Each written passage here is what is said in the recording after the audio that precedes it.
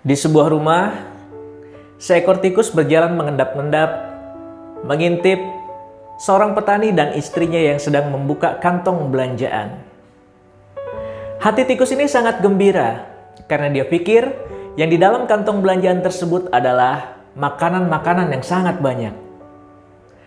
Tapi alangkah kagetnya tikus ini ketika dia mengetahui ternyata yang ada di dalam kantong belanjaan tersebut adalah perangkap tikus. Dia menjadi panik. Tikus ini kemudian lari ke ladang untuk mengabarkan kawan-kawan yang lain. Sambil panik dia berteriak, "Woi, petani dan istrinya membeli perangkap tikus. Woi, gawat, petani dan istrinya membeli perangkap tikus." Kemudian dia sampai di kandang ayam dan dia mengabarkan kepada ayam tersebut, "Ayam, ayam, gawat.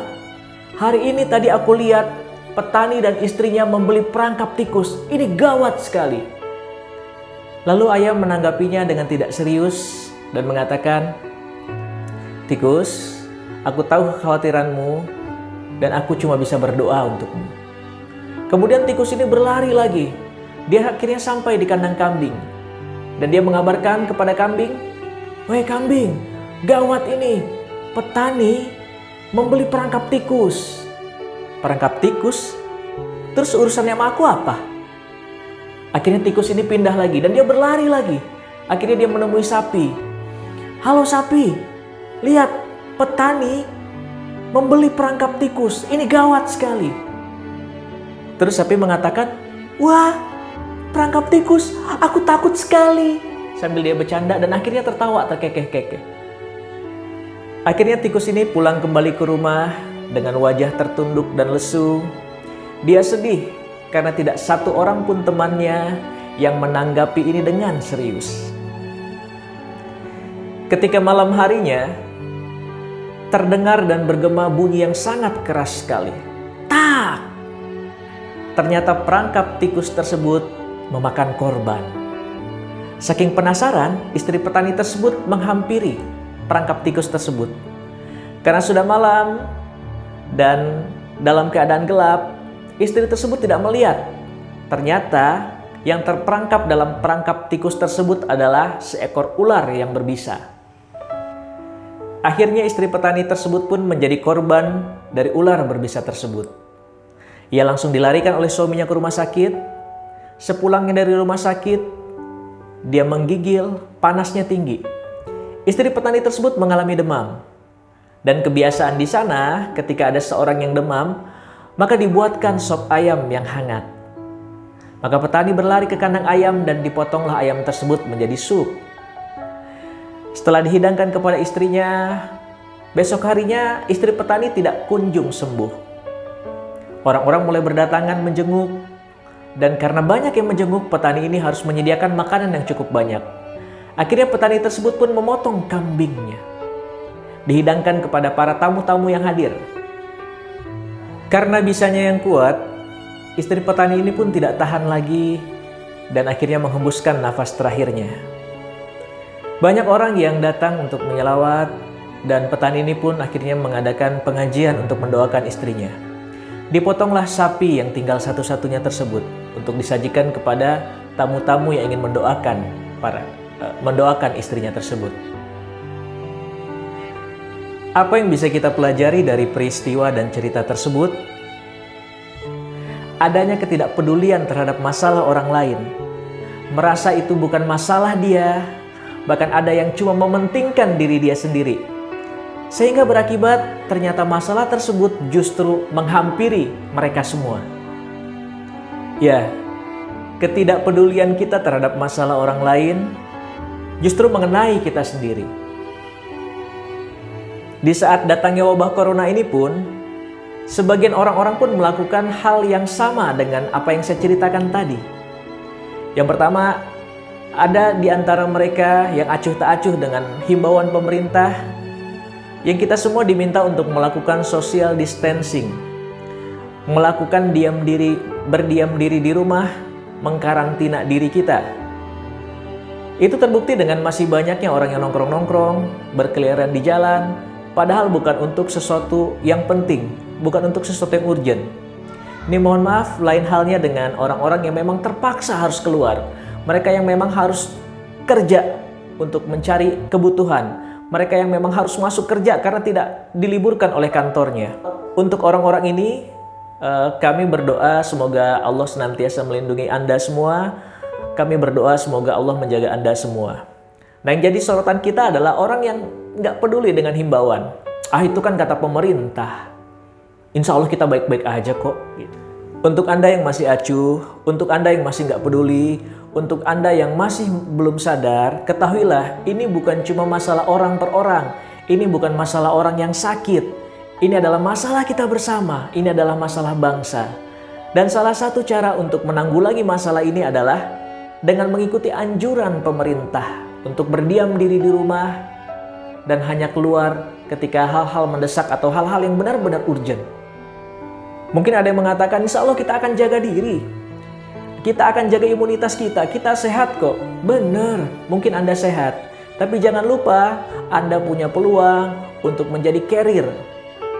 Nah, justru ini yang berbahaya ketika Anda menjadi carrier gitu. Jadi, pastikan agar diri kita ini tidak menjadi bagian dari penular virus tersebut. Karena hari ini yang kita perangi bukan penyakit, tapi hari ini yang kita perjuangkan, yang kita perangi adalah agar wabah ini tidak menyebar secara masif. Kita ingin menghentikan penyebaran wabah ini secara masif. Yang kedua adalah orang-orang yang mementingkan kehidupan dia sendiri. Dan mudah-mudahan ini jumlahnya tidak banyak atau jumlahnya kecil. Apa contohnya orang-orang seperti ini? Dia yang membeli masker dalam jumlah besar, baik akan dijual lagi kepada orang lain ataupun di stok untuk dirinya sendiri. Yang perlu kita ketahui adalah masker ini sangat dibutuhkan oleh tenaga medis yang saat ini jumlahnya sudah semakin terbatas. Saya menerima banyak sekali broadcast WhatsApp baik di grup ataupun secara pribadi bahwasanya mereka membutuhkan masker tenaga-tenaga medis tersebut.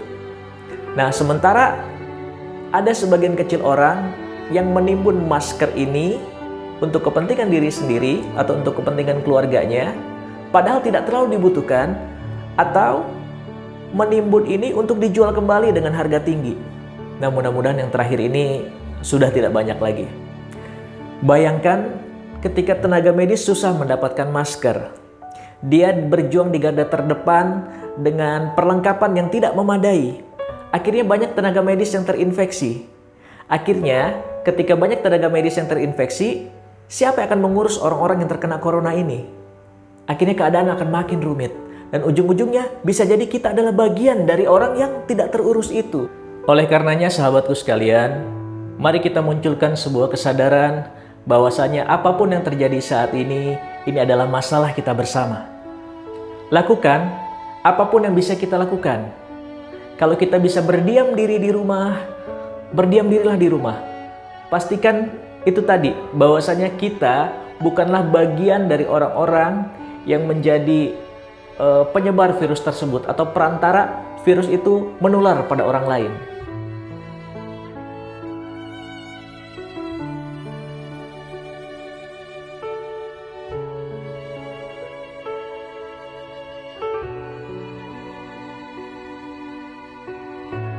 Yang kedua adalah mari sama-sama kita munculkan kepedulian di antara kita.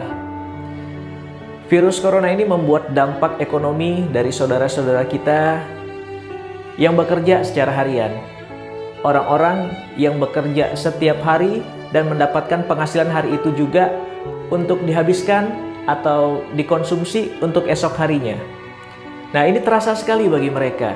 Ketika jalanan sudah mulai sepi, ketika banyak yang berdiam diri di rumah, ada dagangan mereka nggak laku, tukang ojek sepi penumpangnya. Nah, ini harus kita bantu. Bagi Anda yang memiliki rezeki berlebih, mungkin bisa sedikit menyisihkan rezeki Anda, menyalurkan bantuan Anda melalui lembaga-lembaga sosial. Banyak sekali lembaga-lembaga sosial yang sudah bergerak hari ini untuk membantu bagaimana pengadaan alat-alat medis, untuk membantu bagaimana orang-orang yang terkena dampak ekonomi ini.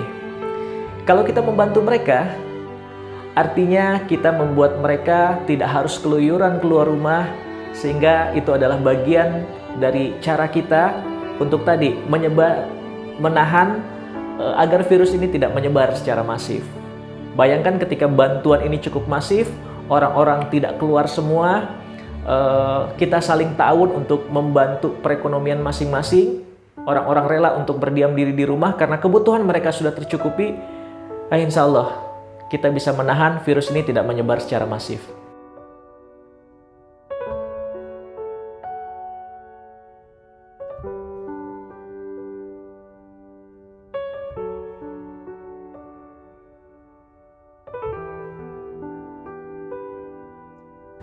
Dan yang ketiga, tentu saja sama-sama kita berdoa kepada Allah Subhanahu wa taala agar wabah ini, virus ini segera hilang dari Indonesia dan kita bisa menikmati Ramadan kita dengan khusyuk. Demikian dari saya, semoga membawa manfaat dan inspirasi bagi kita semua. Assalamualaikum warahmatullahi wabarakatuh.